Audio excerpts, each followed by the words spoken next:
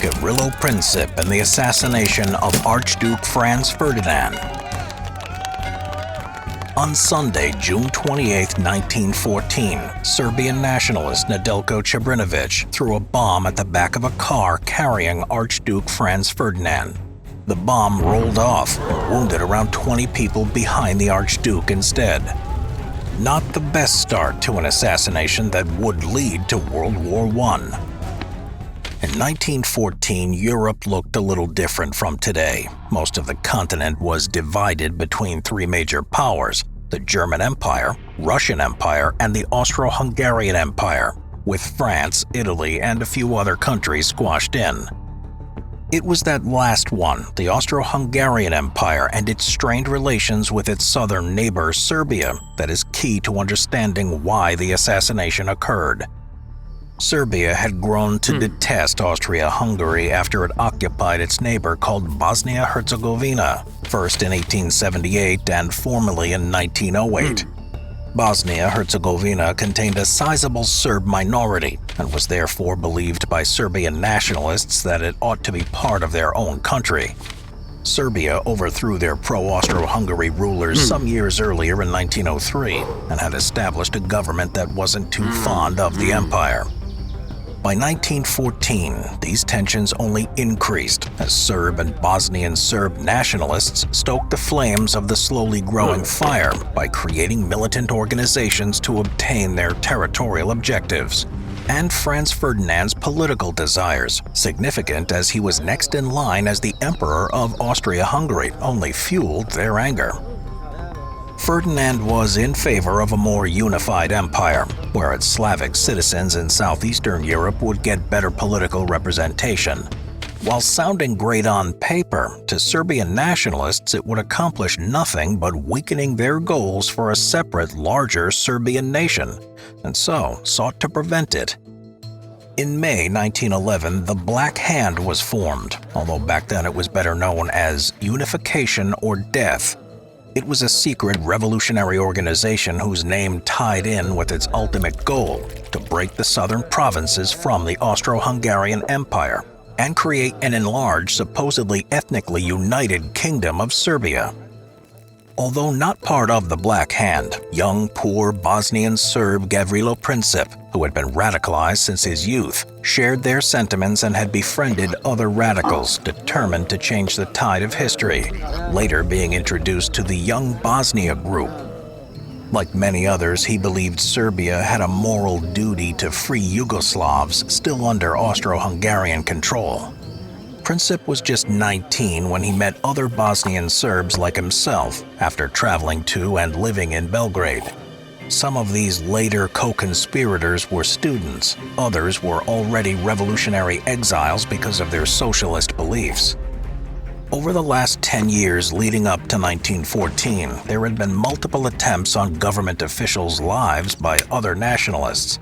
The most notable of this was Bogdan Dzarajic, who attempted to assassinate General Marijan Varashani, governor of Bosnia in Sarajevo in 1910. He shot 5 times in his direction before turning the gun on himself. This is one of the events that spurred on Princip and his co-conspirators just a few years later. In 1913, relations between Bosnia and the rest of the empire had reached an all-time low. A state of emergency was declared by General Oskar Peturek, leading to the dissolution of the Bosnian parliament, the imposition of martial law, and the shutdown of Serbian cultural and educational societies. This, of course, only incited Princip's rage further, and he formed a group with 2 other friends, Nedeljko Čebrinović and Trifko Grebesh, whose goal was to ultimately follow the earlier Zarajic's example, but with more successful results. They were not the only ones who had such designs. The Black Hand, who Princip was already friendly with, were already busy forming their own plans.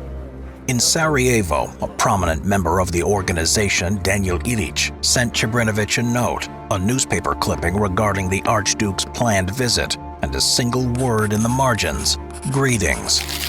Čebrinović showed the paper to Princip, who had the same thought. This was their opportunity. This was not the young men's first encounter. Ilić and Princip were already friends, along with Čebrinović and all members of the Young Bosnia Group, a revolutionary anti-Austro-Hungary group. Ilić would later claim he coordinated the attack completely, although in truth he had been less the puppeteer than the puppet. From there, the three boys consulted Major Tankosić, a Serbian officer and one of the founders of the Black Hand, who agreed to provide the group with weapons to carry out the attempt. They sent word to Ilić, who immediately organized things in Bosnia itself, arranging to send 3 other young revolutionaries to meet the others in Sarajevo. Their names were Srećko Popović, Vaso Čubrilović, and Mehmed Bastić. Armed with 6 bombs, 4 pistols, and a cyanide pill, each to be taken immediately after the assassination, the 7 young Bosnians began their attempt. It was June 28, 1914. Archduke Franz Ferdinand and his wife, the Duchess Sophia, were to inspect a military garrison before traveling towards the city hall to open a new state museum. Daniel Ilić had positioned the assassins along their route, each young man armed with a bomb. But it turns out, killing is a lot easier in theory than in practice. First, the motorcade went past Mehmed Bastić, who lost his nerve and failed to throw his bomb. The same happened next with Čubrilović, who also failed to act when he saw the car coming. But the same cannot be said of Čebrinović. When the car came down his part of the route, he summed up all the courage of a 19-year-old who had never seen war and threw his bomb, which promptly rolled off the back of the Archduke's car and under the wheels of the one behind in the motorcade, injuring around 20 people but killing none. What followed was more like a Looney Tunes episode than real life. Čebrinović immediately swallowed his cyanide pill before jumping in the river. Unfortunately, the pills were old and ineffective, so rather than kill the young student, all it did was make him vomit. And rather than the river washing him away, Čebrinović found himself standing in 13 centimeters of water as the river had dried up in the heat, before being dragged out by police and beaten up, before being taken into custody. The rest vanished into the crowds and the confusion, disheartened and angry their attempt had failed. But unexpectedly for all of them, that wasn't the group's last chance at the Archduke. After hearing others had been injured by the bomb, Ferdinand changed his plans to visit the museum, deciding instead he wanted to travel to the hospital and check on the injured. But that message did not reach the Archduke's drivers, who continued with the original plan. Meanwhile, Gavrilo Princip was lamenting the group's failures at the nearby Moritz Schiller Cafe when a twist of fate changed the course of history. Almost directly in front of the young rebel, the car carrying the Archduke was told to stop, the driver being told of his error. When the car came to a stop and put into a slow reverse, Princip saw his chance. Summoning his courage, he pulled out the pistol Tankosić had given him, and at point-blank range, shot Archduke Franz Ferdinand in the neck and his wife Sophia in the abdomen immediately after. Both were dead before they reached the hospital. In the aftermath, 25 persons were implicated in the assassination. Mehmed Bastić escaped to Serbia, but the others were not so lucky. Being over 20 years old, Čebrilović, Ilić, and fellow conspirator Jovanović were executed, and Princip, Čebrinović, and Grabša found themselves imprisoned at Theresienstadt, where all 3 would die in the next 4 years. Interviews with Princip, Čebrinović, and Popović during their trials showed that these 3 at least did not regret their actions, but they also didn't anticipate what would come next. Just a month later, diplomacy and civility between Serbia and the Austro-Hungarian Empire had broken down completely. Serbia, with the knowledge of new support from the Russian Empire, still acquiesced to some of these demands by Austro-Hungary that included suppressing propaganda against the empire and allowing their officials to join the Serbian inquiry into the assassination. But without a complete agreement, Austro-Hungary responded by breaking diplomatic relations. The Serbian army mobilized, assured of Russian support behind it. Austria-Hungary too did not stand alone, however, having nurtured a pact of alliance with the German Empire.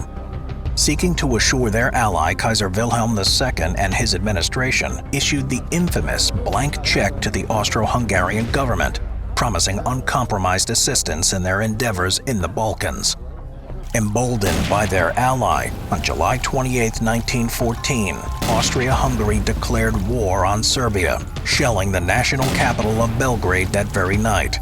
What occurred in the days that followed was a near domino effect of hostility, as European powers and nations scrambled to honor pacts of friendship and alliance. Europe, as historian Christopher Clark has written, sleepwalked into war, triggered in earnest by an angry 19-year-old boy, Gavrilo Princip.